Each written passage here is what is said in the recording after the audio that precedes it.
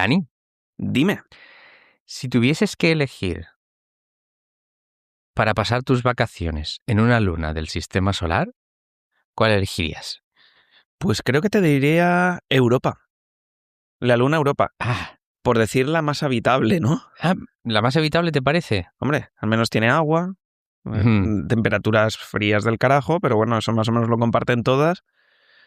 No sé, es que me gustaría volver de esas vacaciones.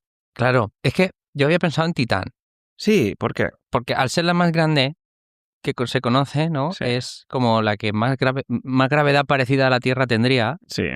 Entonces no se me atrofiarían tanto los músculos. Sí, pero ¿tú sabes el problema de un satélite sin atmósfera con mucha gravedad?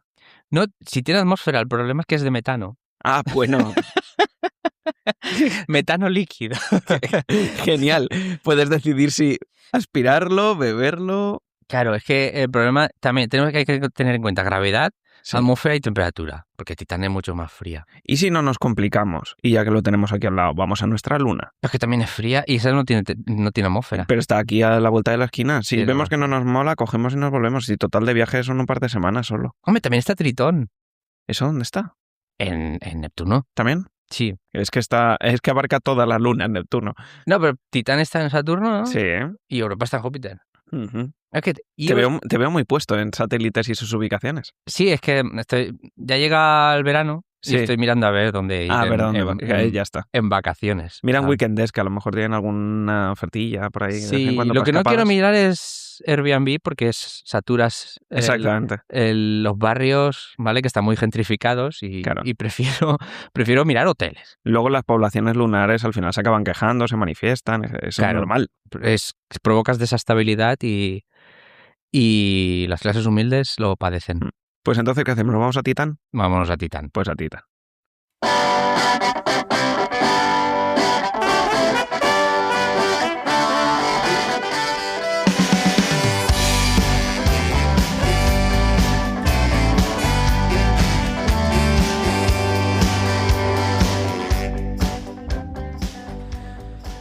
Hola y bienvenido todo el mundo a Bla Bla Bla, en el programa de cine que más te gusta. Mi nombre es Víctor y conmigo presenta este espectacular podcast Dani. Hola, buenos días a todos. ¿Cómo estás, Dani? Pues maravillosamente bien. Has dicho buenos días, ¿eh? He dicho buenos días por ubicarnos espacialmente, porque normalmente esto lo grabamos por la noche, hoy lo estamos grabando por la mañanita temprano, estoy con el café que ya me está subiendo a la cabeza, entonces estoy a tope. A tope, pero tú eres muy de cafeína, ¿verdad? Sí, muchísimo. Yo también. No me queda otra para sobrevivir al mundo adulto. Yo, así un día normal, 3 cafés al día. Ay, yo por lo menos 4 o 5. ¡Ostras! Y si alguno ya me lo tomo después de las 6 de la tarde, ya tengo un problema, ¿eh? Ah, no. Yo creo que me podría tomar un café a las 3 de la mañana ¡Wow! y me acostaría y seguiría durmiendo. Creo que ya soy inmune. Completamente, ¿eh? Ostras, tú. Los sanitarios. Ah, es lo que te los El turnos mundo. largos. Sí, tío. Bueno, pues, ¿a qué hemos venido hoy, Dani? Pues hoy hemos venido a ponernos el sombrero, sacar el látigo, nuestra cazadora y ver si encontramos alguna reliquia, ¿no? Ujú. Pues que más que reencontrar, buscar. Exactamente. Y quien busca, encuentra.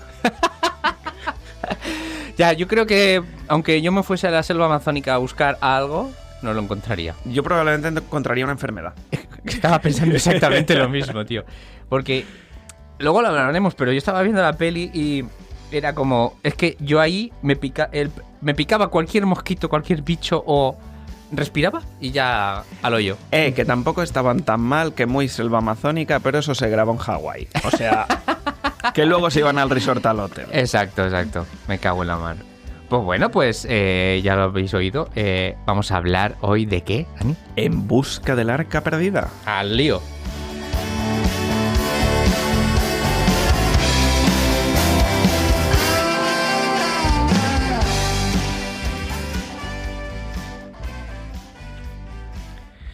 Pues bueno, la verdad es que propuse esta película más que nada porque quería algo así un poquito cómodo, ¿sabes? Antes, fuera de micro, estaba comentando el tema de películas casa, ¿sabes? Como esas películas refugio que las has visto 10.000 millones de veces y siempre está bien volver. Yo esto es una película que Ahora porque ya prácticamente no veo la tele, pero en la época en la que la pasaban por la tele, da igual en qué momento estuviera, yo me quedaba ahí.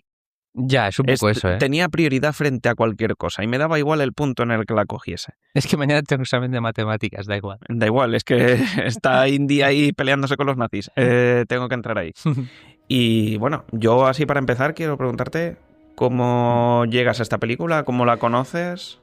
Creo que este tipo de cosas están guays porque cualquier saga de cine creo que nunca, de pequeño nunca vi la primera, ¿vale? Porque es lo típico que tus padres tienen grabadas las pelis en VHS de cuando las han hecho por la tele. Sí. Y la coges y te la pones y dices, voy a verla porque esto sé que mola, ¿no? Y a lo mejor ves la tercera primero, ¿no? Exactamente. Que tampoco importa mucho, ¿no? No, pero está guay. Pero entonces llegué un poco después de todas, entre comillas, ¿no? De la trilogía clásica. Llegué como... Sí, después de haberlas visto todas. O sea, primero creo que fue La Última Cruzada y luego vi El Templo Maldito. Las vi al revés, mira por dónde. Pero sí, en un VHS grabado de Telecinco con el logo de la florecilla de Telecinco. Probablemente tuvieras el mismo VHS grabado que yo. O no, porque esta película es verdad que la ponía mucho en la tele, pero Sí. yo también la descubrí de la misma manera. Y es que en mi casa habían 2 películas de Indiana Jones. De En Busca del Arca Perdida. No. En general de esta trilogía Ajá, inicial. vale. A mí me pillaron ya todas estrenadas cuando nací. Y teníamos esta y luego teníamos La Última Cruzada. Entonces las alternaba mucho, las veía mucho.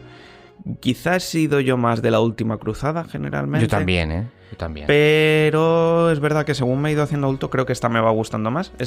Tengo el corazón dividido, pero en aquella época de chiquitín yo tenía una favorita.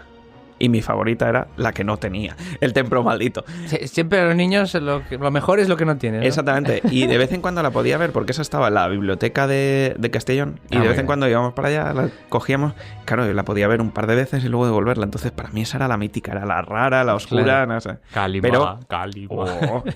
Pero es verdad que a esta le tengo muchísimo cariño porque yo de pequeño pues estaba obsesionado. Creo que nos pasó un poquito a todos, ¿no? Que veías esta película y querías ser arqueólogo, querías ponerte ese sombrero, querías que tu silueta se recortada en sombras te luciese ahí con un sombrero y demás. Porque es que es un personaje muy chulo, muy guay, muy... La verdad es que la construcción del personaje, que luego, por cierto, en la tercera, la construcción del personaje es increíble. Explota. Ya a un nivel icónico, el sombrero, el látigo, ¿no? La propia vestimenta, tanto la vestimenta de aventura como la vestimenta de universidad, ¿verdad? Exacto. Las dos son muy icónicas, ¿no? Porque se diferencia mucho, ¿no? El profesor del expoliador de... Exacto. Ahí Harrison reliquias. hace muy buena interpretación. Sí, la verdad es que sí.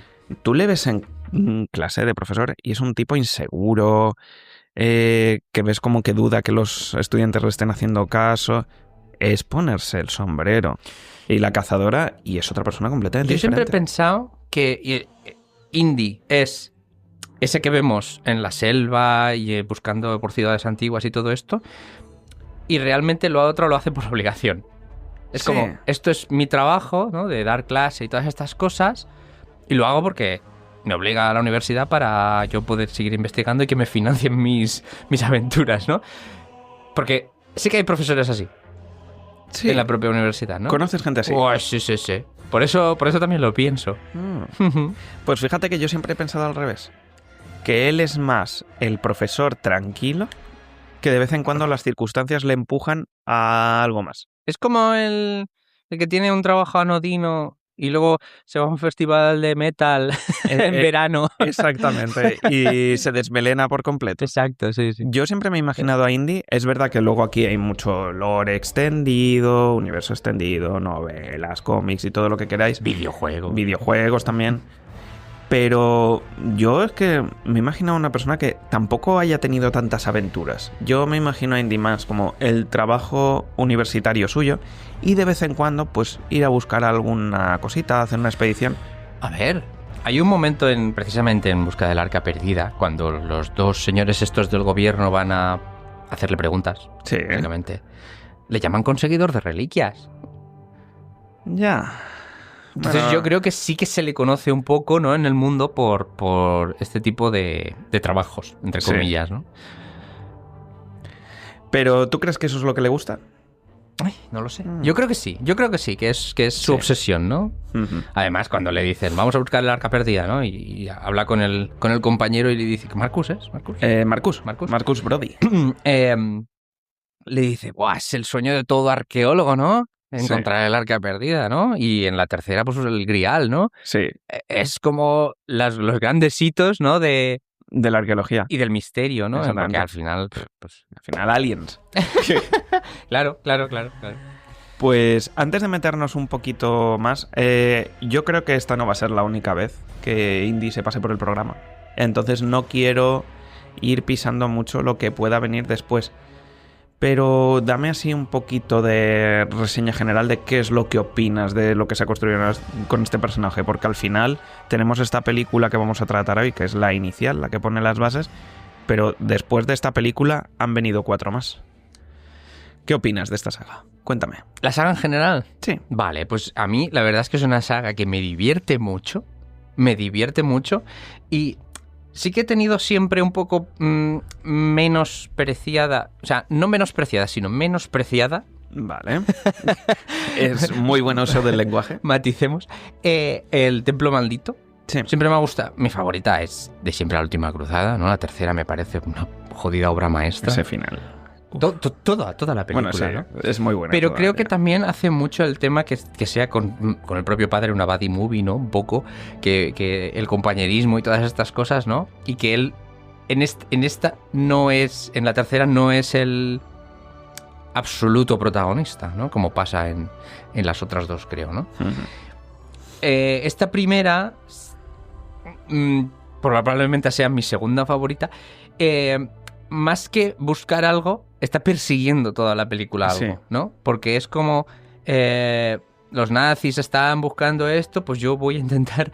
Es como evitar, ¿no? Que los nazis encuentren esto, voy a intentar buscarlo yo antes. Entonces, más que buscar, es perseguir. Sí, porque realmente desde el inicio está bastante claro. Sí. No tardan mucho en dar con el arca en sí.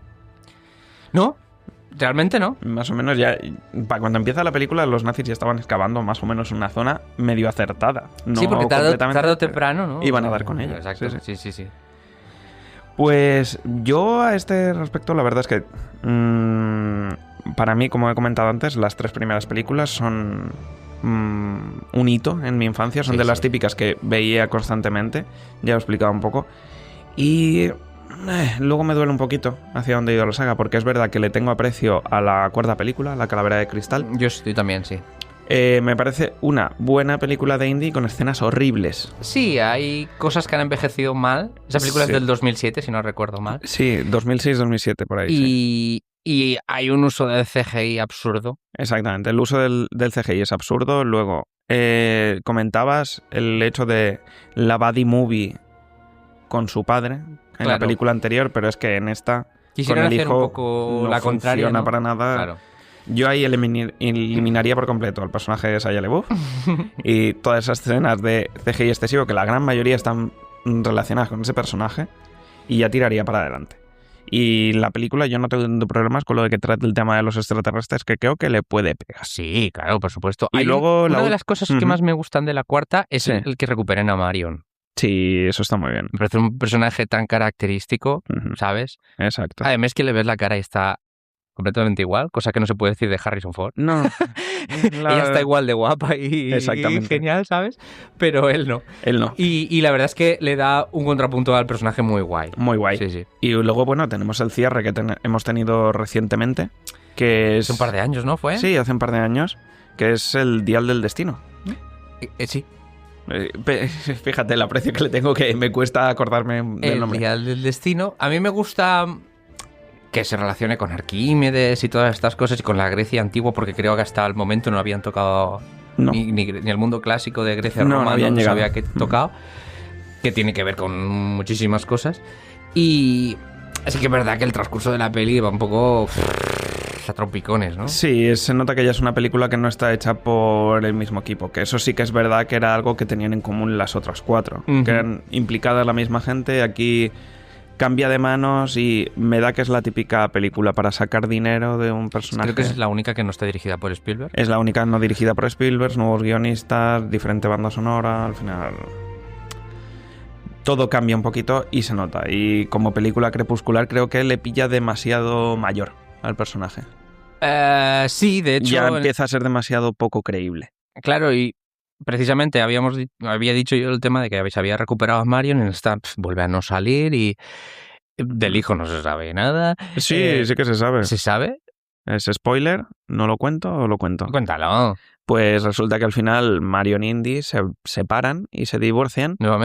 Nuevamente, pero aquí divorcio firmado precisamente porque Indy animó a su hijo a que fuese a la guerra. Ah, es cierto. A Vietnam. Y ahí le matan. Y claro, de hecho Marion sí que llega a salir porque al final hay una especie de reconciliación entre ellos. Pero no al final es que la vi en el cine y no la he vuelto a ver. Sí, yo tampoco. Ya. No creo que sea una mala película, pero llega a destiempo.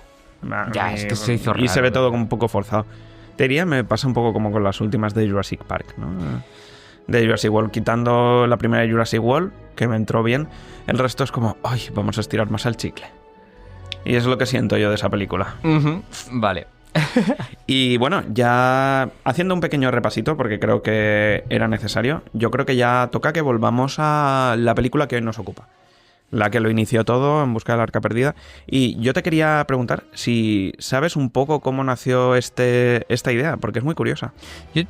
La pregunta que te tengo que hacer es si se inició como pensando en una saga. No. O sea, que iba a ser una película y a ver qué pasa. Exactamente, iba a ser una película única y, de hecho, su nacimiento es bastante curioso. Estaban dos personas dedicadas al cine que, aparte, eran bastante amigos en su momento, llamados George Lucas y Steven Spielberg. Así es. Que se iban de vacaciones porque habían pasado una época bastante estresante. Ambos lo habían pasado mal filmando dos películas. George Lucas había filmado Star Wars, ¿vale? La primera película. ¿La primera? La primera. Exactamente, en el 79. 77 es la primera. 77, perdón. Siempre confundo con el 79. Pues acababa de filmar Star Wars, estaba a punto de estrenarse. De hecho, el estreno le pilló en esas vacaciones. Y Spielberg también, no sé si ya había terminado o estaba enfrascado en encuentros en la tercera fase. Sí. ¿Qué pasa? Que decidieron como amigos pues irse por Hawái o algún sitio de estos, un lugar idílico de playa, a descansar con las familias respectivas. Y allí, un día en la playa, estaban hablando. Y de esa conversación surgieron bastantes cosas interesantes, porque lo primero que hicieron fue una apuesta. Spielberg le dijo, tu película, la que has hecho de Star Wars, va a ser mucho más exitosa que la de Encuentros en la tercera fase. Y George Lucas le decía lo contrario. Total, que decidieron apostarse un porcentaje de las ganancias. ¡Hostia! De ambas películas, para el que ganase. Y efectivamente, Spielberg ha dicho durante mucho tiempo que esas ganancias que le ha reportado el porcentaje de Star Wars ha sido uno de sus ingresos vitales más constantes y mayores, pese a que él no tuvo nada que ver en esa película. Exacto. Simplemente por ganar esa apuesta y confiar en la película de George Lucas. Y la siguiente conversación que tuvieron en esas vacaciones fue precisamente el decir, tengo una idea. Y tengo una idea de un personaje completamente diferente. Basado en seriales que veía yo de pequeño, de estas, las típicas series tipo El Llanero Solitario, que ponían mucho por Estados Unidos, de muchísimos episodios de un personaje que vivía la aventura de la semana. Y ya está. Y era la idea de un arqueólogo que iba por el mundo viviendo aventuras y que él había decidido llamar Indiana Smith. Indiana en honor a su perro, que se llamaba así, y Smith por decir, es un apellido molón. Y Spielberg le dijo, oye, tiene muy buena pinta, me recuerda a otro personaje que le molaba mucho, que era James Bond, porque Spielberg siempre tuvo la espinita de hacer algo de James Bond, y ya que no pudo con esto, cuando vieron que la película de Lucas había tenido éxito y que podía ser viable iniciar otro proyecto, decidieron iniciar este. Le cambiaron el nombre de Indiana Smith a Indiana Jones, y el primer escollo que se encontró Lucas es que él quería sí o sí que la dirigiese su amigo. Él no iba a dirigirla porque Lucas lo pasó muy mal con la dirección del episodio 4 de Star Wars. De hecho, se apartó, entre comillas, porque estaba un poco implicado, pero se apartó de la dirección de los episodios 5 y 6. No, Y claro, el 6 tampoco lo dirigió. Exactamente, Sí, sí. no dirigió ninguno de los dos. Sí. Y tampoco quería dirigir esta película. No le gustaba dirigir, lo suyo era guiones, coordinación y demás, pero no quería dirigirla. Y quería sí o sí que fuese Spielberg. Y la película se retrasó un par de añitos precisamente por eso. Porque venía Spielberg de un fracaso en su carrera inicial, que era la de 1942, ¿se llamaba esa película? 41, perdón. Que fue un fracaso en taquilla. Es que para verla, esa película. Claro. No, la vi no hace mucho porque estoy implicado Sí. en ver todas las pelis de Spielberg y todo el rollo y es como, ¡guau, chaval! Ya. Pues venía de ese señor tropiezo, con lo cual los estudios le decían que no financiaban una película de un presupuesto de 20 millones, que habían dicho para aquella época era un presupuesto relativamente bajo, pero leyendo el guión creían que era imposible que se hiciese esa película con ese dinero y encima con un director que ya había pinchado. Había tenido éxitos muy buenos, pero había pinchado. No confiaban. Y eso se estuvo alargando, pero al final, en el 81, el proyecto cogió forma con Paramount y lo sacaron adelante. Y básicamente, si vais repasando los nombres de la ficha técnica, veréis que la gente implicada en este proyecto es la gente de Star Wars más Spielberg. Exacto. Es mismos guionistas, mismos productores, la batuta de George Lucas, pero con Spielberg ahí metido. Y también tenemos que destacar, creo que hay que decirlo ya, la banda sonora, que es a cargo también De John Williams. ¿Qué opinas tú de estos inicios de esta historia de cómo surge la película y también sobre todo de la música? Sí, la verdad es que yo creo que también que es una de las cosas que marca los años 80. Sí, es verdad. ¿Sabes? Ya también con todo el tema de ciencia ficción, ya veníamos de Encuentros a la tercera fase, ¿no? Pero luego vino ET, ¿no? Y ya estábamos inmersos en el universo Star Wars y todas estas cosas, ¿no? Con la trilogía y muchas cosas. También teníamos las películas de tipo Goonies, ¿no? De niños, ¿no? Que también de niños puedes considerarse ET, ¿no? Porque Sí. los protagonistas sobre todo son niños y todas estas cosas, pero yo creo que también es una cosa de las que marca los años 80 Indiana Jones, ¿vale? Con toda esta vorágine. Sí que es verdad que se desmarca más de la ciencia ficción y nos lleva un poquito más por la aventura pura. Y la aventura y lo un poquito fantástico, ¿no? El tema fantástico con algunas de las películas. Enmarca muy bien todo ese tema que luego veremos tanto en pelis de aventuras y de acción, porque estas películas al final también tienen muchísima acción. O sea, estoy recordando algunas escenas, ¿no? De tema látigo, tema, sí, ¿no? Tema peleas o tema huidas, ¿no? Persecuciones, mogollón, ¿no? Estoy acordándome el caballo y el tanque, ¿no? En esta película, que es una persecución súper chula, ¿no? Chulísima. El tanque no, perdón, el camión donde llevan el arca, ¿no? Exacto, el tanque es de la tercera película. Es de la tercera película, siempre confundo esas dos escenas. Sí, es verdad. Porque también es a caballo, ¿no? Y es en el desierto también. Cierto. Claro, es que las dos están bastante relacionadas. Muy relacionadas, sí. Pues eso, que yo creo que marca un icono, ¿no? En estos años y lo que serán las futuras películas de aventuras beben muchísimo, ¿no? Sí, yo creo que inauguró como un subgénero. Sí. Porque veníamos de películas de acción, pues sobre todo creo que en esta época también la espada y brujería estaba también bastante en boga también. Sí, veníamos de Llegó Conan claro. y demás. Y esta era como la vertiente de película de aventuras con ciertos toques de acción, pero un poquito más pegada a la realidad. Luego al final sí que es verdad que en todas tenemos el toque fantástico, pero son bastante verosímiles. Que ahora que lo comentamos, creo que es uno de los puntos por los que a lo mejor pinchan un poco la cuarta y la quinta película, que pierden parte de esa verosimilitud.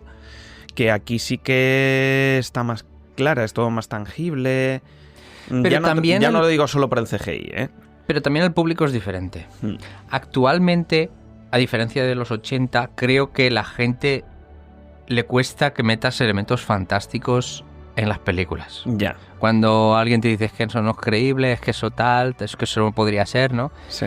Entonces, creo que el público es muy diferente también. Y yo creo que si tú haces una peli tipo ochentera, hoy en día cuesta de que entre. Sí, es verdad que, por ejemplo, en esta película y es una constante que luego veremos en la saga, se asume que los elementos fantásticos son reales y nadie duda. Nadie duda. Porque en el momento que tenemos esa escena, casi al principio de la película, con la reunión de los agentes de la CIA, que han estado investigando las actividades de los nazis y ven que están detrás del arca y le piden ayuda a Indy, como comentabas tú antes. Claro, en ese momento todo el mundo asume que el arca es real, el arca existe, lo que no la hemos encontrado. Pero nadie dice, a ver, esto es una historia de la Biblia, puede ser tan real como puede no serla. No. Ahí asumen que si lo están buscando es porque algo hay.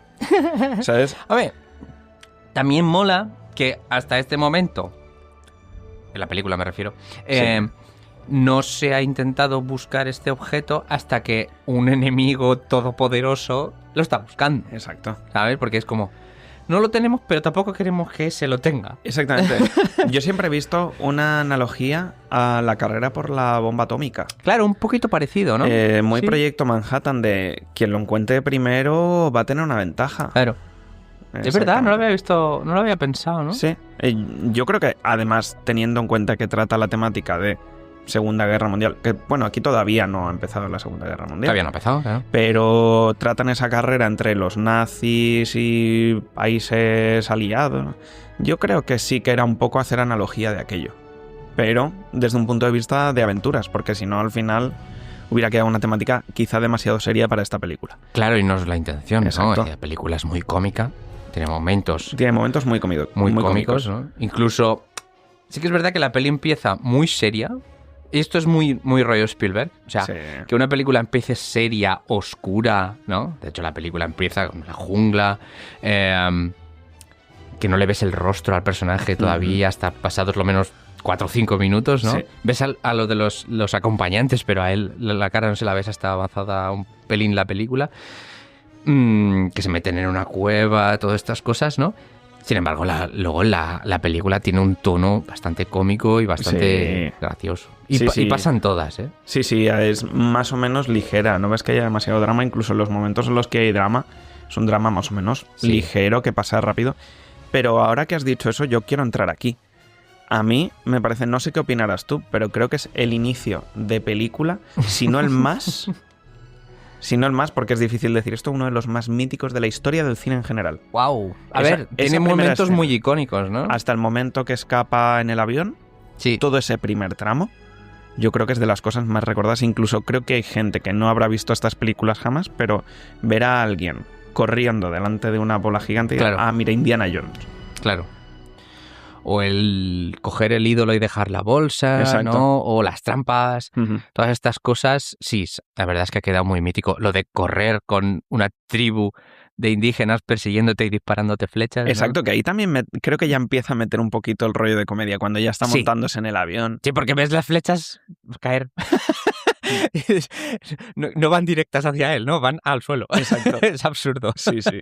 A mí lo que me gusta mucho es que en una escena que durará unos 10 minutos aproximadamente, te hacen una construcción del personaje perfecta sin dar palabras.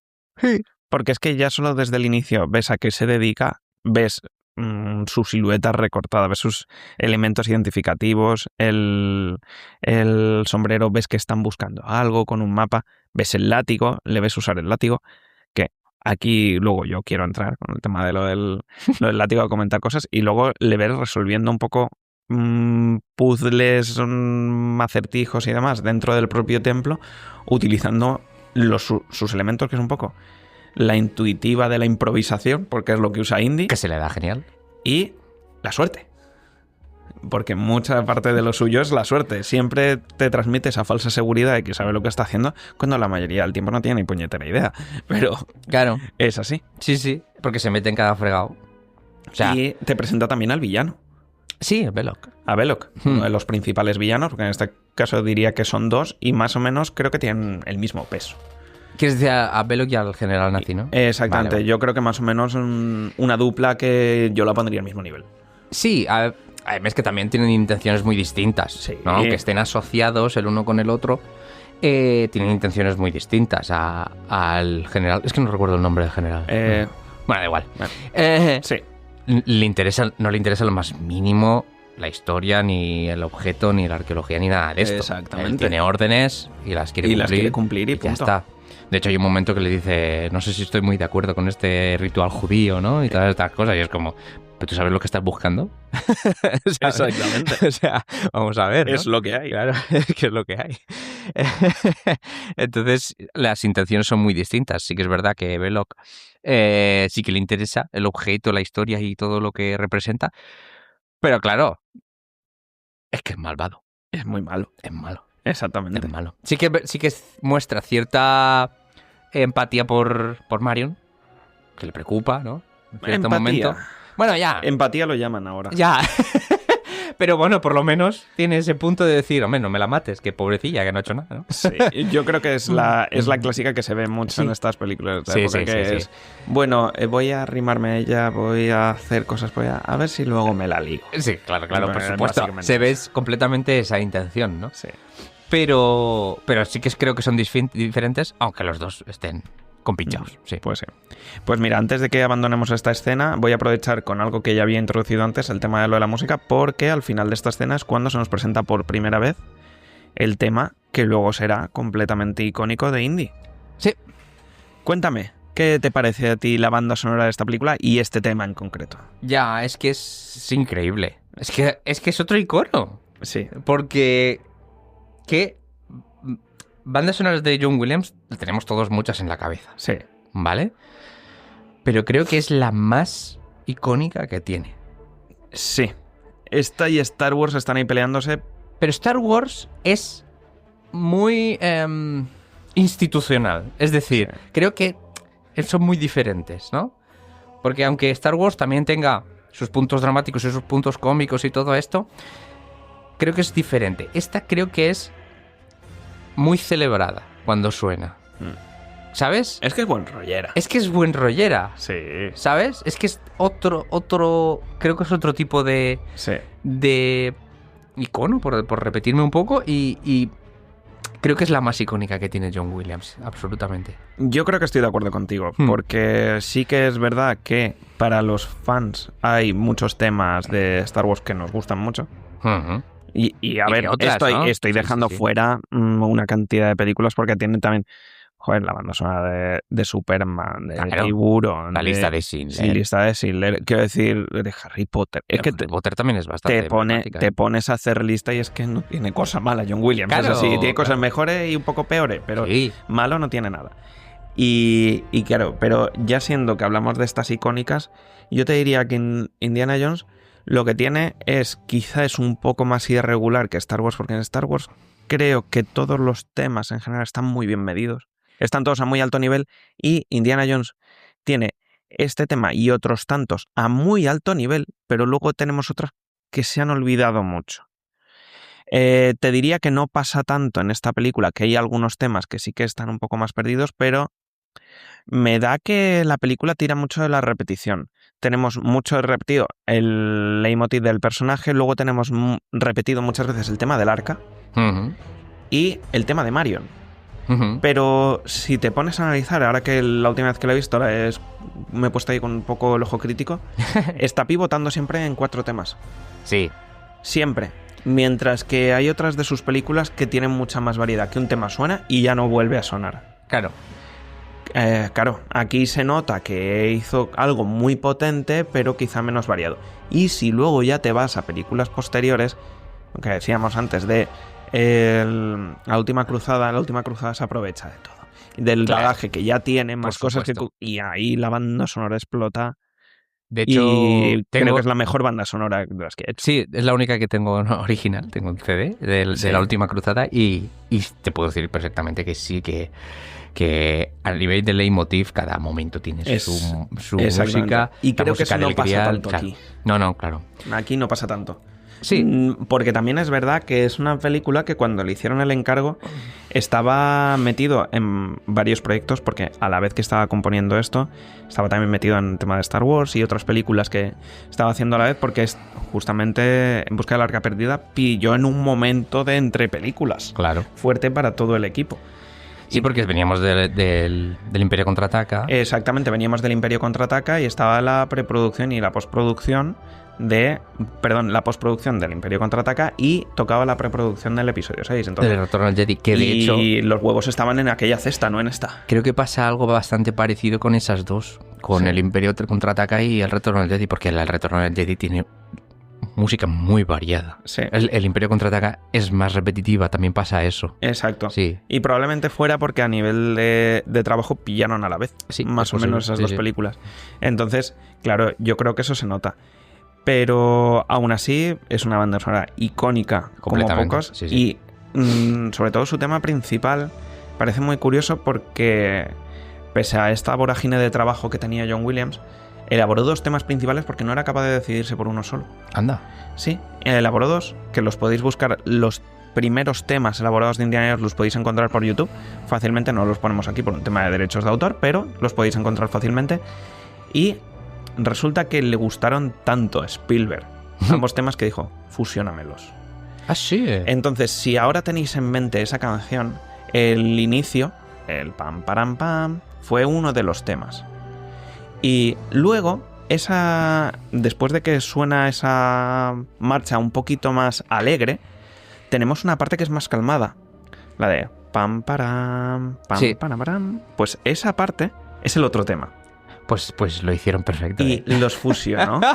Que dices, es que no me puedo imaginar que no sea de esta manera. Claro. Y si ahora escucháis la canción, veréis que tiene 2 partes súper diferenciadas, pero muy bien hiladas entre ellas. Y es que son 2 temas fusionados. Y de ahí, mira, Qué gracia, surgió ¿no? lo que tenemos. Wow, increíble, ¿eh? Sí, súper interesante. Creo que al algo, final algo parecido tiene mucha pareció curiosidad. con Jurassic Park. Sí, con Jurassic Park, cierto.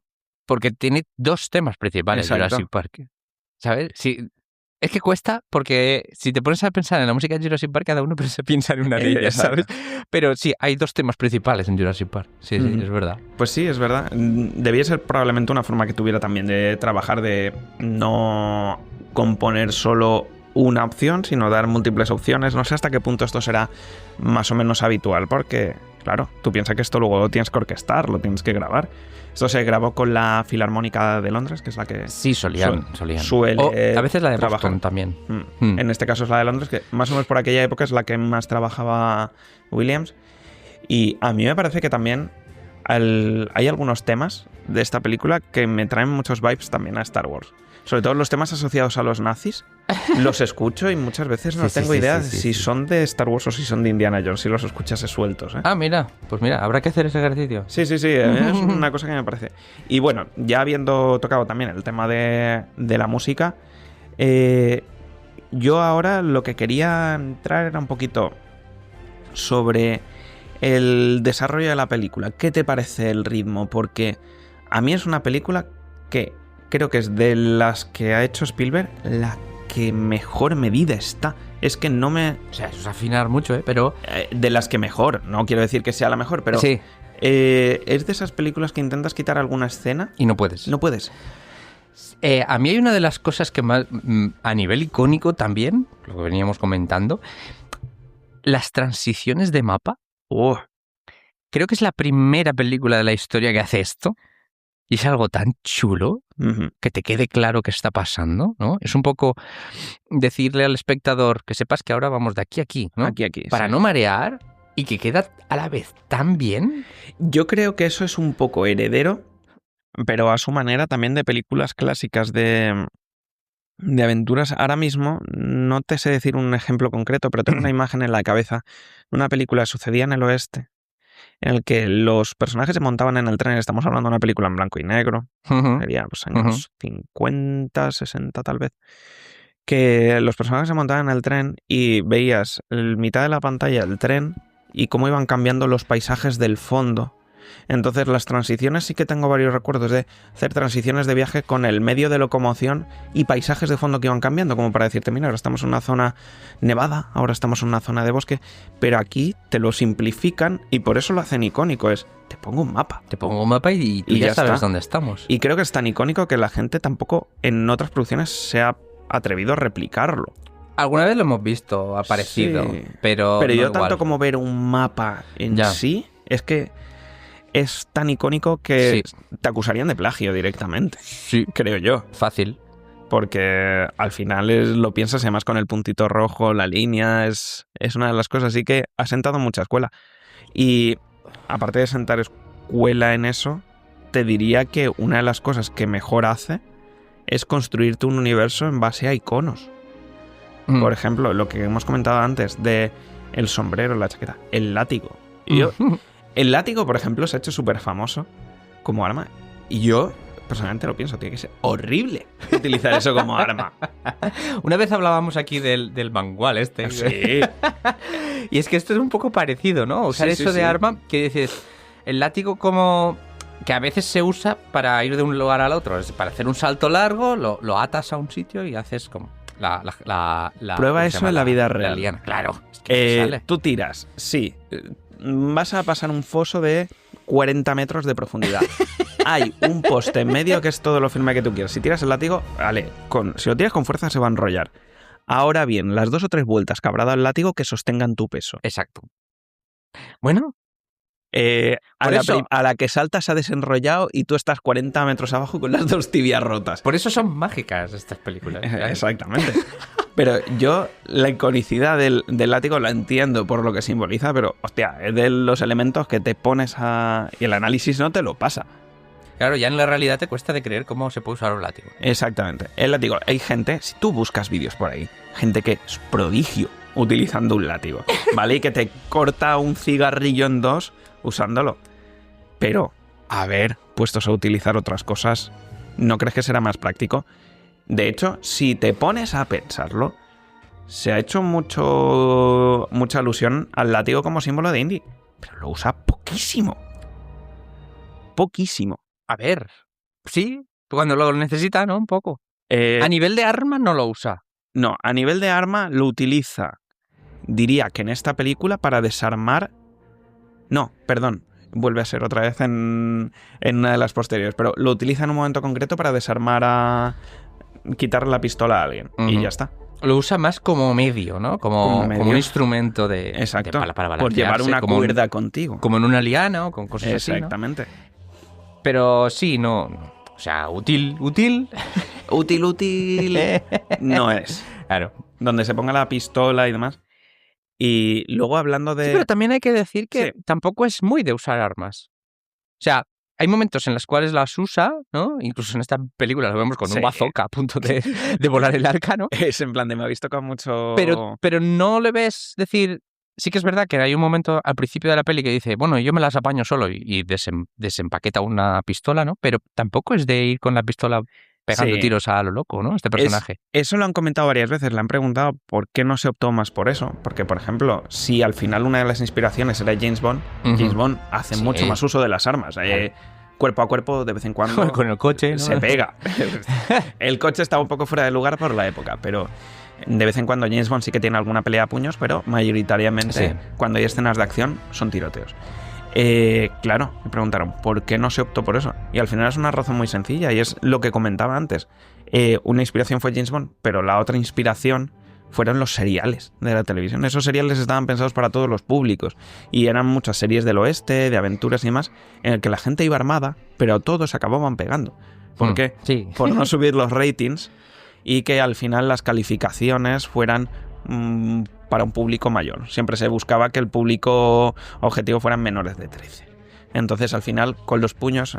Claro. Los censores de Estados Unidos se llevan mejor con que te partan la mandíbula a puñetazos antes que te peguen un tiro. Yo aquí tengo 2 cosas que decir. Es que al final la batalla cuerpo a cuerpo, la pelea cuerpo a cuerpo, mejor dicho, da mucho más a la acción y a la aventura, ¿no?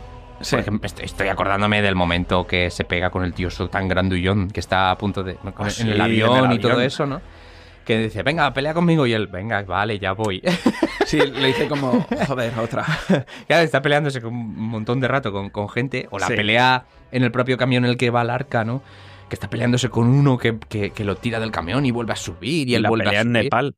Y la pelea en Nepal, que es tremenda, ¿no? Que También. es con el mismo tío que el del avión. Es el mismo actor. Lo que pasa es que lo disfrazaron de ¡Qué nepalí. maravilla! Sí, siempre, maravilla! siempre que veas, curiosidad off topic, siempre que veas a Indy pegándose con un tío tocho, es el mismo Es tío. el mismo, ¿no? Estuvo en todas las producciones. Qué grande. En el Templo Maldito, Vuelve a salir. el que está esclavizando a los niños con el Es que ese. se pega, es ese mismo tío otra vez. Qué bueno. Sí. Yo cuántas veces me he pegado con Harrison Ford. Exacto. Y en la última cruzada hace de nazi. Claro, seguro. O sea, Y también tener en cuenta que al final es un profesor. sí. No sé si ha servido en el ejército o no sé, no nos lo cuentan. Sí que nos llegan a decir que sirve en el ejército en las secuelas. Que no sé, la calavera de cristal o algo así, sí que nos dicen que Algo había había, ¿no? servido en el ejército. Pero al final es un profesor y me cuadra, ¿no? Que tenga esa actitud, no antibelicista, porque al final no es antibelicista. No podemos decir que es antibelicista. Pero sí que va a cara a perro Sí. y dice, pues improviso Es de bajos fondos. con lo que tenga, ¿no? Ya Sí. sea pegarme con una antorcha, con un ídolo, con un palo, con lo que Exacto. sea, ¿no? Hemos abierto el melón de las peleas Sí. y yo aquí quiero hablar de esa dirección de sonido maravillosa, de que dan gusto esos puñetazos, que parece que tenga Indy petardos en las manos, porque cada vez que pega el golpe, suena el ¡pa! ¿Sabes? Exactamente. Aquí con el micro mola. Es verdad, y, hostia, ojalá en la vida real pegar puñetazos sonase así de guay, ¿eh? Claro, además yo, viendo la película para el podcast, sí que me he fijado en ese momento que cuando se pelea con el tío este tan grande, ¿no? Que al final le acaba muerto por las aspas del avión, me gusta mucho que se pelea con uno de los que está ahí preparando el avión, pero el tío este grande sale de una chabola de estas, ve que hay pelea y dice, por fin. Ya era hora. Ese tío tenía ganas Sí. de pelearse, Sí, ¿eh? sí. Era como, pero tío, es brutal, es brutal. Sí. Y el primer puñetazo que le pega a Indy me dolió. Sí. Porque es como directo a la nariz y Indy lo siente, ¿eh? Y a Harrison Ford también le dolió, ¿sabes? ¿Sí? Le tumbaron en el suelo con uno de los primeros golpes porque se le escapó y el avión ese se movía. Sí. Total que le pilló la pierna al caer al suelo una de las ruedas y le jodió un ligamento de la rodilla. Mira. Tuvieron que trasladarle, operarle. La producción se paró bastante tiempo por eso. Sí, sí. No hemos comentado uno de los momentos también muy icónicos Sí. de mitad de la peli, más o menos, que es cuando está Marion huyendo, Ujú. que se mete en un cesto y se pierde y todo el sí. rollo, y se piensa que está muerta y todo el rollo. Y ahí aparece un tío con un sable que parece que va a Buah. ser una pelea tremenda, ¿no? Sí. Y Indy saca la pistola, esta vez sí, Exactamente. esta vez sí, y dice, aquí no me lío. Y le pega un tiro, ¿no? También es otra de las escenas mega icónicas. Totalmente, ¿verdad? ¿Y sabes cómo surgió esta escena? Sí que lo sé. Esto Cuéntanoslo. sí que lo- Cuéntanoslo. Parece ser que... No sé dónde estaban rodando, pero parece ser En que... Túnez. En Túnez, ¿no? Que ya se se había supone rodado que- Star Wars también. en Exacto. Túnez. Precisamente por eso Lucas sugirió eso y fueron a los mismos hoteles Muy y a la bien. misma zona. Y parece ser que Harrison Ford había comido o bebido algo que le había sentado mal Sí.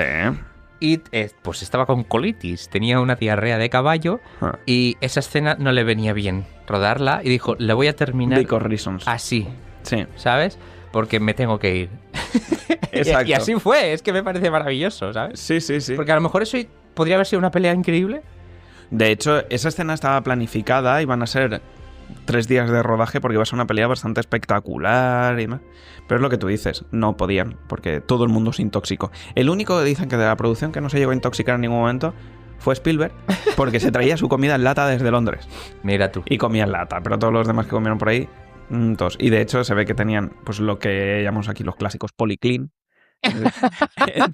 en la zona de rodaje. Madalena Festaple. Madalena Festa plena, y se hacían unas colas terribles y dicen que parte de la producción habían días en los que a lo mejor tenías el policlean y al lado agachado, pues haciendo sus necesidades, un técnico de sonido que también el pobre pues le había pasado no sé qué. Tal. Exactamente. Y al final esto fue un poco sugerencia de Harrison Ford y al final se hizo de esa manera y a la segunda toma lo consiguieron, ¿eh?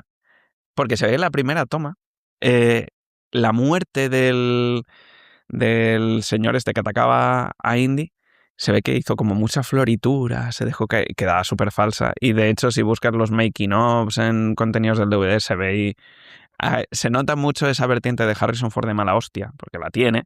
Sí, está muy cabreado. De decir, hostia, yo no estoy para ponerme aquí a grabar cosas y este va y hace 400 vueltas antes de tirarte al suelo. Muérete de un tiro y ya está. Claro. Y a la segunda toma salió y dijeron, venga, va, vale, así lo dejamos. Y quedó una escena muy icónica, como cuentas, ¿eh? Sí. Ujú. Pues, aparte de escenas icónicas que quedan muy bien, justamente, tú ahora estabas diciendo del momento en el que Marion está en las cestas y demás, que aquí surge una de las cosas, una de las escenas que no puedo. Porque yo también quiero darle palos a esta película, que también se le pueden dar. Y es en el momento en el que la cargan en el camión sale huyendo y el camión explota. Sí, Y Indy la da por muerta, sí. ¿vale? Si te pones a mirar esa escena, es que no encaja por ningún sitio. Y ahora te voy a romper, porque tú te has fijado en esto que te estoy diciendo, Ujú. lo que pasa aquí. ¿Qué pasa? No. ¿Cómo sucede? Porque va el camión por Sí. una calle recta. De repente, la siguiente escena, donde estaba esa calle recta por la que iba circulando, ahora hay una pared. Y está en una plaza. No hay transición. Tú te crees que es todo seguido, pero no hay transición. Y luego, de repente, en el momento en el que va a hacer la curva, vuelve a estar en otra calle alargada, el camión vuelca de la nada y de repente explota. Ah, ya, sí.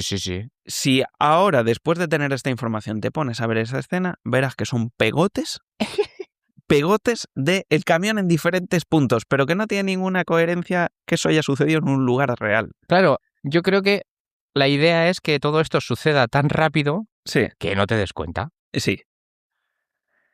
Pero una vez lo sabes, os la he jodido esa escena, ¿eh? Y la primera vez que la ves, no tienes ningún problema. No. La primera vez no tienes ningún problema y de hecho es el momento drama de la peli. Sí, claro. Sí, y de hecho es que yo creo que para ese momento con el personaje de Marion le hemos cogido muchísimo cariño. Claro, Porque la verdad porque es que además no hemos hablado mucho de Marion, pero no, Marion yo creo que ahora toca. es tan, tiene una personalidad tan fuerte. Sí. Ya la presentación suya, que está ahí bebiendo con otro, Sí. con una rivalidad puestas a ver quién cae antes, ya dices, esta tía dura, Esta está curtida, ¿eh? está curtida y no te metas con ella porque cuidado, ¿eh?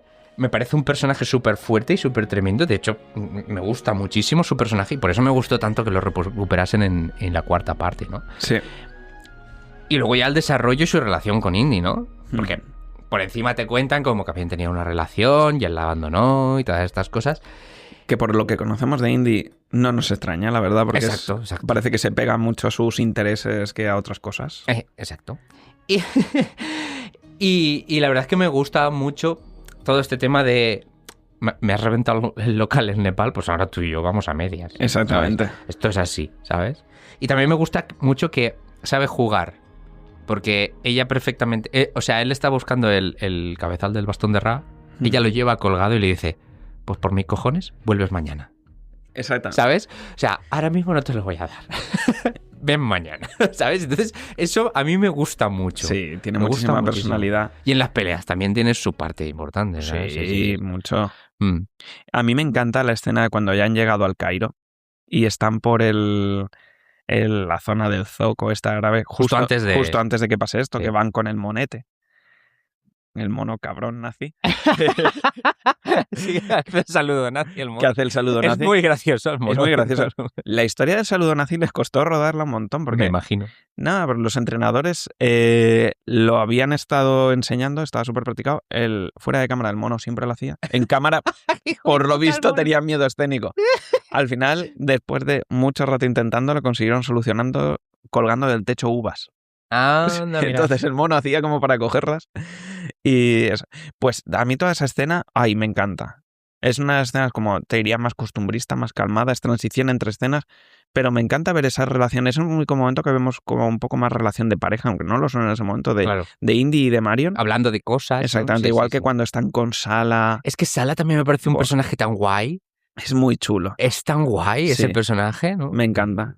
Es de esos secundarios con los que se rodea Indy, que es que todos molan. Ojo, interpretado por Rhys Davies, Ya ves, Actorazo. Actorazo. Nuestro Gimli. Nuestro Gimli del Señor de los Anillos. Sí. Buah, es que es brutal, Que es brutal. También es de esos que ha repetido más veces, porque luego en el Arca Perdida y en el Día del Destino vuelve a salir. En ambas. Que es de las impares, ¿no? Él es Don Impares. Sí. Sí, es un personajazo, ¿no? Y además le ves también en su entorno, ¿no? Está en el Cairo, vive en el Cairo, tiene tropocientos hijos. Exacto. Y es como un poco el conseguidor de Indy, ¿no? En ese momento. Exacto, es como su enlace allí, ¿no? Y ahí en ese momento también me jode un poco porque aparece un personaje que me parece fascinante, que es el señor mayor que parece un brujo, que resuelve el enigma de los símbolos del medallón. Y me sabe mal que enseguida desaparezca porque es como, llévatelo detrás, tío. Sí, llévatelo detrás. Molaría muchísimo. Y esa casa en la que vive, sí, tío. Con esos fondos de estos de Mate Paint, el que se ve la noche del Cairo. Coño, yo veía esa casa con todo lo que tenía decorado. A mí me parecía eso sacado del cristal oscuro, de alguna cosa súper extraña, súper mística, ¿sabes? Sí. Sí, me pareció brutal ese momento y dije, joder, tío, es que ese personaje es como... Y ya que hablábamos del mono, pues es el momento en que el mono cae, ¿no? Con los dátiles envenenados. Cierto. Exacto. Pues sí, la verdad es que todo el plantel de secundarios que tiene esta película y en general que ha tenido la saga, todos son muy recordados. La verdad es que están muy bien elegidos. Sí. Y luego, bueno, pues también momentos también muy chulos, como por ejemplo la sala de mapas, ¿no? La sala de mapas. Cuando ya sabe la altura del bastón que tiene que tener y aparece ahí y a las 9 de la mañana justo tiene que estar ahí. Qué suerte estar en la época del año correcta, Porque... Sí, correcto, también. Ahí tienes un decalaje de 1 o 2 días al año, no tienes más, Para que la luz encida así. Pero él sabía que tenía que ir en esa época del año. Oye. No, esa te la compro. ¿Tú sabes cuál no te compro? A ver. Que a día de hoy se ha intentado explicar muchas veces. Es como el hueco de la estrella de la muerte. A ver. Que se merece un spin-off para que expliquen esto. El viaje de Indy desde Egipto en el submarino hasta las islas griegas agarrado al periscopio. ¿Vale? Es una historia. He estado mirando por internet, porque hay gente mucho más aburrida que yo y ha hecho investigaciones sobre esto, sobre más o menos la velocidad que podía tener un U-Bolt de estos de los nazis, uno de estos submarinos.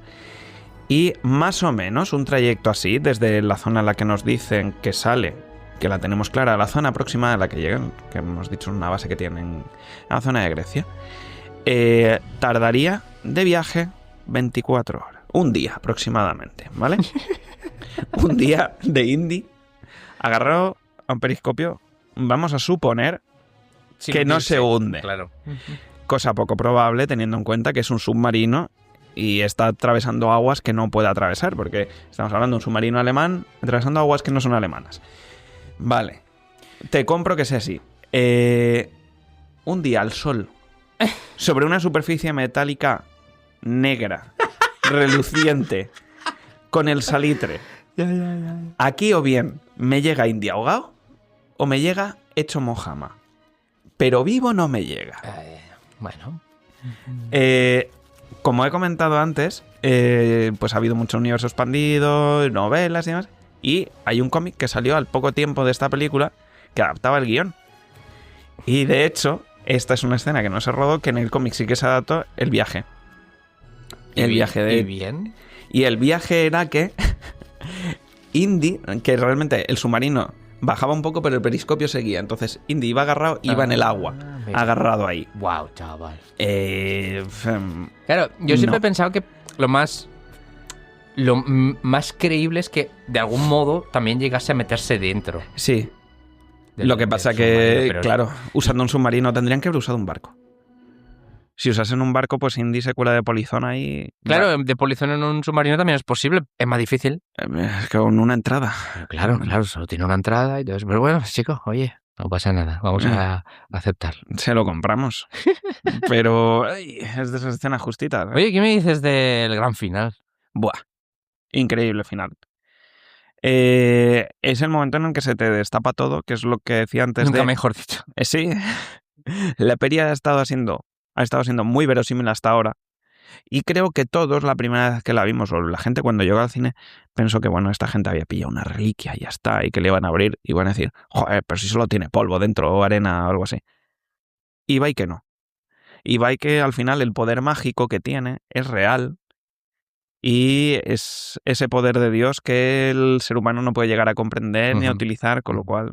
Además que de eso se dice durante la película varias veces. Salah, por ejemplo, le dice, es que yo no sé si quiero que la gente encuentre esto. Nadie. Exacto. Ni los nazis, ni tú, ni nadie, ¿no? Porque es algo que no vamos a poder controlar. Claro. Tal cual.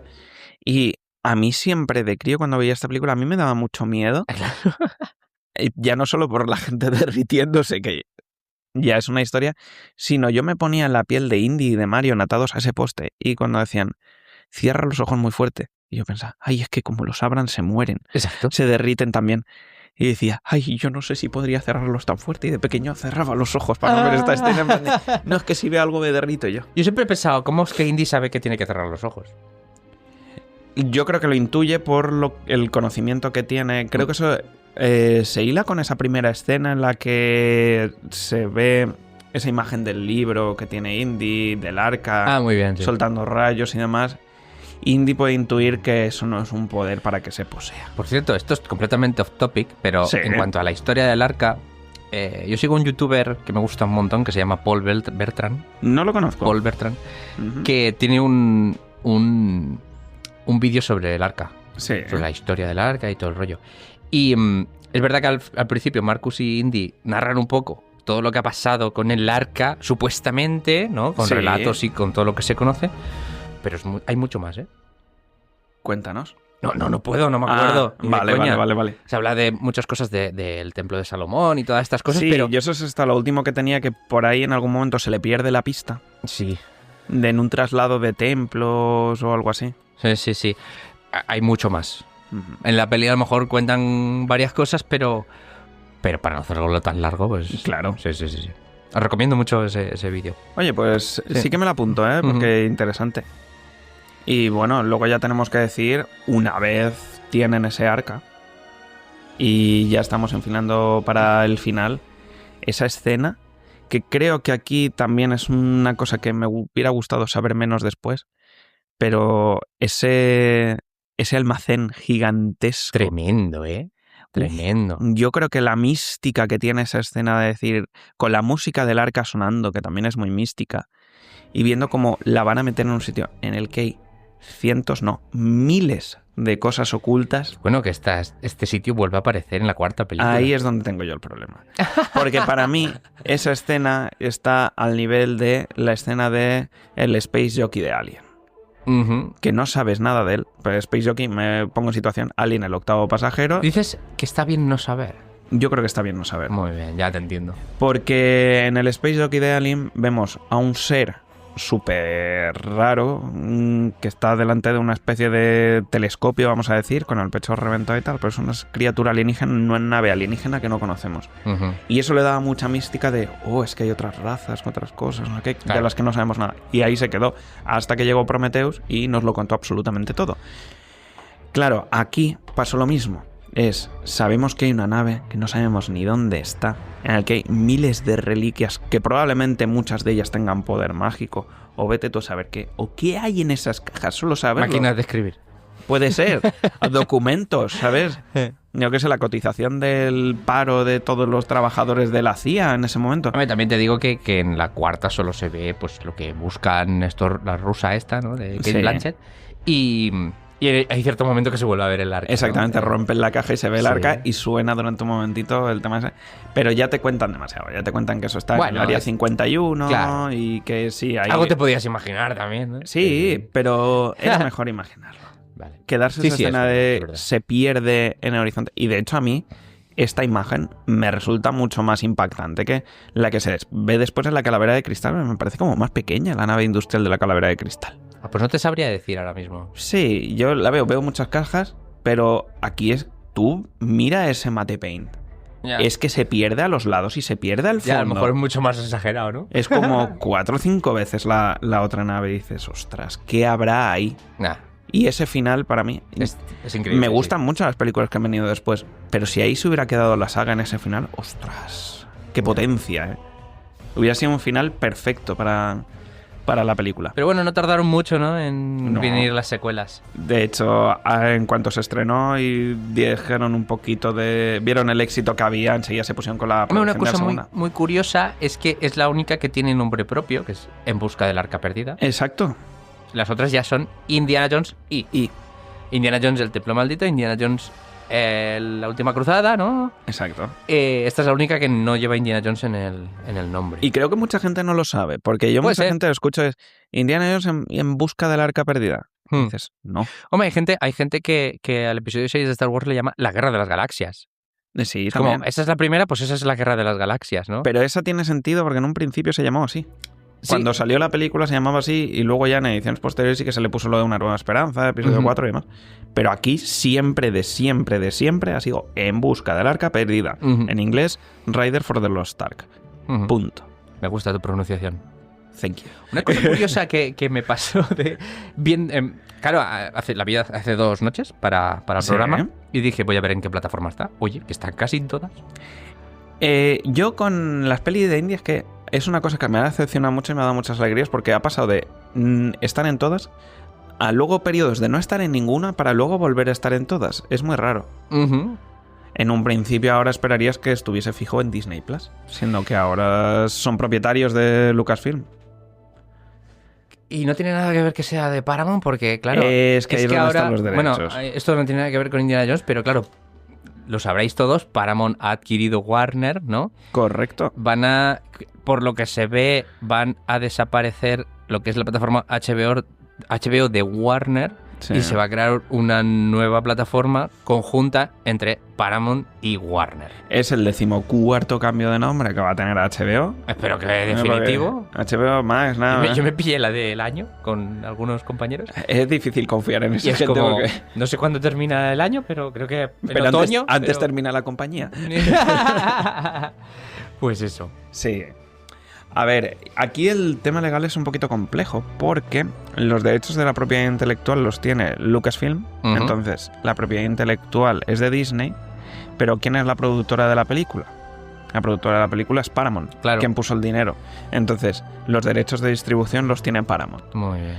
Yo lo que creo que pasará es que al final acabará estando en ambos frentes. Pero claro, el tema es ver la saga completa ya será un poquito más complicado tener en un solo sitio porque el Dial del Destino ya Paramount no está implicada. Ah. Porque ahí ya era propiedad de Disney O sea, y pero- Disney cuando compra todo. En la cuarta sí, ¿no? La cuarta sí, todavía. De hecho, la forma de identificarlo es un iconito, que es que Está muy guay. todas las películas empiezan con el logo de la Paramount fusionándose Está en un muy guay. elemento real. Incluso en la cuarta. En la cuarta también, que es la montañita con un topillo CGI. Que sí, ya te, que ya se te nota, muestra, que se nota. sí, siento sí. mogollón, ya te muestra las intenciones. Pero en esta primera película es en esa escena que comentábamos al principio de la selva. Estuvieron mucho tiempo buscando una montaña que cuadrase con el logo de la Paramount. Ujú. Y al final encontraron una que la verdad es que cuadra súper bien. Sí, en todas. En En la todas. siguiente es un gong en el que hay una montaña y la última cruzada es una montaña en el desierto de... Por ahí por donde está Indy. Sí, por Colorado o alguna... Sí, por el Colorado, en esa parte que es como de un Estados poco Unidos. contando su juventud. Sí, porque empieza como siendo un poco del oeste, ¿no? La película. Exactamente, Está muy con guay. los Boy O Scouts. sea, el principio de la última cruzada es increíble. Ya llegaremos, ¿eh? Sí, sí. Esa peli Yo las se- comentaría todas. sí, se de verdad. merece el programa para sí. Ahora que has comentado tema de derechos y todas estas cosas, cuando Disney adquirió Lucasfilms, Sí, también adquirió LucasArts, exacto. que era la tradicional de crear los juegos de Lucasfilms, ¿no? Sí. Que ahí teníamos juegos de Star Wars, ¿no? Pero también juegos de Indiana Jones. Yo Ay. concretamente recuerdo uno al que le tengo mucho cariño, que es The Fate of Atlantis. Y no me digas que le tienes cariño, porque es uno de mis juegos favoritos de la infancia. Es que, claro, yo sé que te gustan mucho las aventuras gráficas, Me los encanta. videojuegos. Y encima de indie, que me Y encanta. encima es de Indiana Jones, ¿no? Y ese juego es increíble, que yo no comprendo por qué no se ha adaptado a película Tengo la historia. antes que cualquier otra de estas que se han hecho, ¿no? Sí. Porque me parece increíble, ¿no? Ese juego. Pues La ese historia. juego es el guión de la tercera película. De la siguiente secuela, de la cuarta película, en este caso. George Lucas y Spielberg en ese momento ya junto con Harrison Ford, que ya estaba en la producción, empezaron a trabajar en ideas para un guión de una cuarta película que se quería hacer. Claro, ahí estaba un poquito el debate porque pensaban que podría ser buen cierre, y es un cierre fantástico, La Última Cruzada, pero al final es un personaje que querían explotar más y querían pasar al tema de Atlántida, cultura griega, ese tipo de mitos de Platón, y empezaron a trabajar en eso. ¿Qué pasa? Que ese guión no cuajó. Se estuvo alargando durante un tiempo y entonces dijeron, bueno, pues eso lo vamos a aprovechar. Y George Lucas le cedió las ideas que tenía a la división de videojuegos para hacer eso. No es la primera vez que lo hacen. Hay otro juego de aquella época que quizá algunos conozcan, que es The Dig. Es una aventura de ciencia ficción. Recuerda a cosas tipo Más allá del límite, Contact, ese tipo de cosas. Si no has jugado, te lo recomiendo porque es muy Contact. Y eso era otro guión que preparaba Spielberg para una película que al final no cuajó. Y dijeron, pues para la división de videojuegos y que hagan algo. Y en base a eso salió este videojuego, el Fate of Atlantis, que para mí es mi cuarta parte canónica. Completamente. Es increíble ese juego, ¿eh? Ese juego es buenísimo. Y ahora que hablamos de eso, sí que es verdad que con Disney estoy enfadado por lo que hicieron con LucasArts, porque nada más lo compraron, lo primero que hicieron fue cerrarlo. Cerrar LucasArts. Despedir a todos los trabajadores y repartir las franquicias. A Electronic Arts le dieron todo lo de Star Wars y el resto las dejaron ahí un poco en barbecho, como diciendo, bueno, cuando alguien aparezca interesado por hacer algo de Indiana Jones, lo venderemos. Tengo entendido que hace poco se publicó un videojuego de Indiana Jones muy chulo, ¿no? Ahí voy a llegar. La historia es que Electronic Arts se pegó tremendo batacazo con los juegos de Star Wars. Hicieron alguno bueno. Hombre, algunos muy chulos. Algunos muy chulos, como por ejemplo el de... ¿El Battlefront? Ahí es uno de los que se pegó el batacazo por las políticas que hicieron de precios a la hora de venderlo. Oye, pero ha sido muy mítico, ¿eh? Ha quedado como culto incluso, ¿eh? El Battlefront. Pero tú estás hablando de los antiguos, no de los nuevos. Vale. Los antiguos los hizo otra compañía, pero... Estoy pensando en la Play 2, Claro. Ahí todavía Disney no está implicada. Vale, y esos juegos los hizo otra compañía en colaboración con LucasArts. Vale. Pero en el momento en el que George Lucas vende tanto división de cine como de videojuegos, todo su conglomerado a Disney cierra LucasArts y, lo que comentaba antes, reparte las franquicias. Y Star Wars solo vende al mejor postor, que es Electronic Arts. Electronic Arts, ¿qué hace? Pues evidentemente se pone a sacar juegos de Star Wars a cholón. Y sí, como digo, sacó alguno que está bien. El poder de la fuerza, ¿no? No, eso es previo. ¿También es previo? Joder, sí que estoy desactualizado, chaval. Es que todo esto es relativamente reciente. Vale. Básicamente, igual recuerdas el Jedi Fallen Order. Me suena. Esos son de los que han tenido éxito, pero luego están los Battlefront nuevos de Star Wars.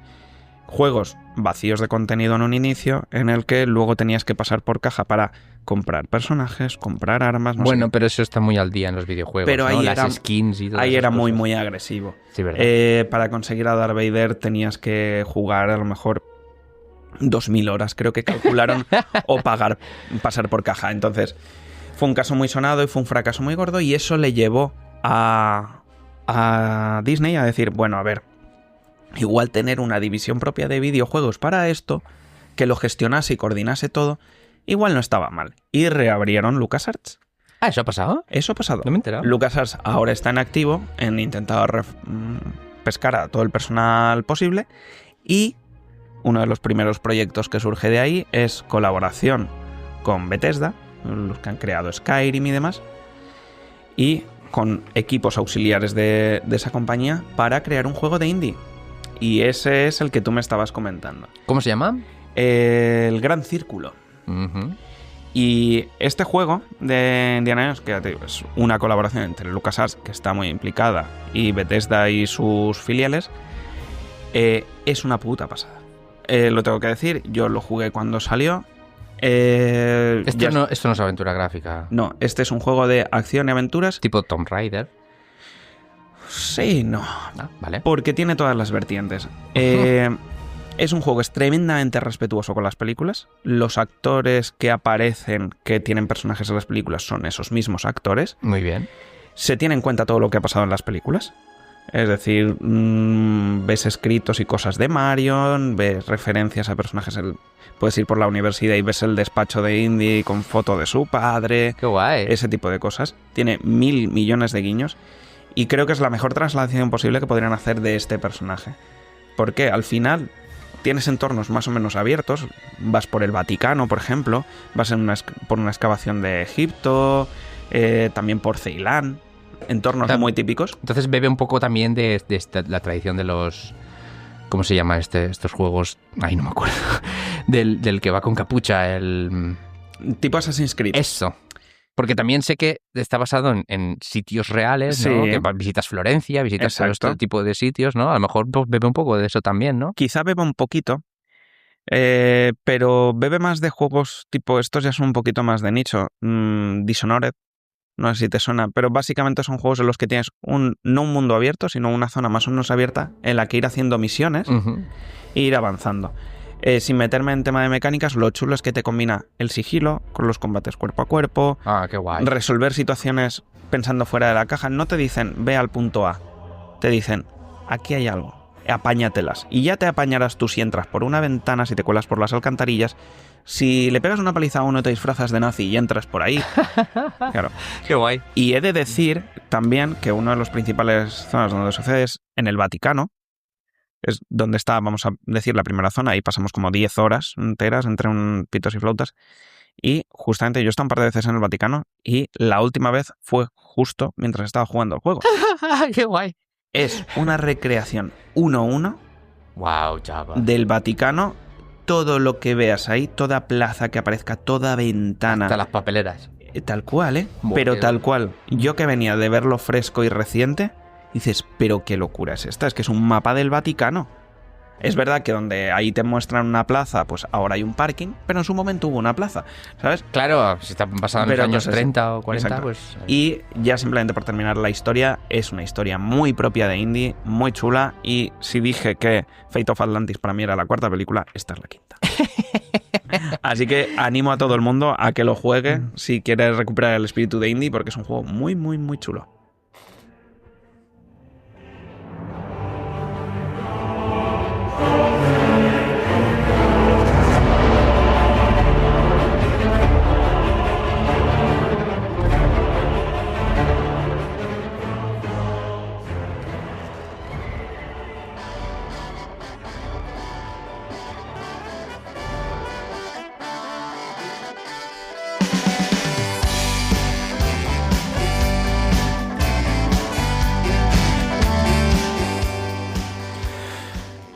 Pues nada, yo creo que hemos desengranado bastante bien esta primera aventura y hemos dado también pinceladas de otras tantas. Yo creo que le tenías ganas, Dani? Vale, le tenía muchísimas ganas y de hecho es que porque hay que cortar en algún momento, que si no me tiro 2 horas más hablando de Indy, ¿eh? Sí, porque da para bastante, ¿no? Da para bastante. Da para bastante y bueno, pues además da para bastante la propia saga. Pues podrían hacer 1000 películas, ¿no? Sí, yo creo que hemos hecho bien porque es mejor dedicarle un programa a cada película, o por lo menos las que nos molen, que no un programa a la saga. Se nos quedaría ahí muy apretujado. Muy bien. La verdad. Oye, pues y esta primera película y estos inicios de Indy se merecían que hablásemos bien de ellos. Pues cuando nos apetezca, pues haremos la segunda. Y yo creo que va a volver, sí o sí. Sí. Tiene que volver. Indy volverá en Vengadores. En Vengadores.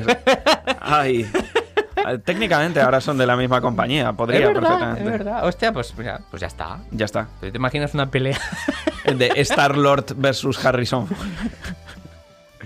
A mí se rumoreaba que precisamente este señor iba a ser el próximo Indy. ¿Te acuerdas? Sí. ¿De esos rumores? Ay, Dios, menos mal. También Chris Pratt. Shia LaBeouf.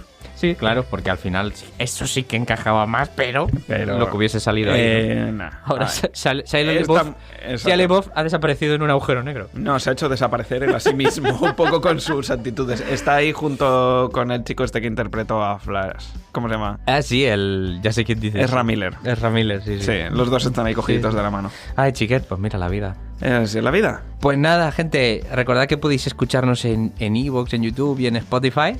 Exacto. Y también en la web de Radio Spy Jove, en radiospyjove.es. Y Y las redes sociales, Instagram, Por Telegram, supuesto. Facebook, también lo colgamos por ahí, ¿sabes? El programa. Exacto. Ahí está. Alguien habrá Alguien todavía habrá, allí, alguien habrá por allí, sí, seguro. Seguro que está lleno de polvo, como el arca. Exacto. Y con un poder inimaginable si lo abres. Exacto, porque ahí está todo. Ahí está todo, ¿eh? Pues nada, gente, un placer una vez más y nos vemos en la próxima. Hasta la próxima. Adiós.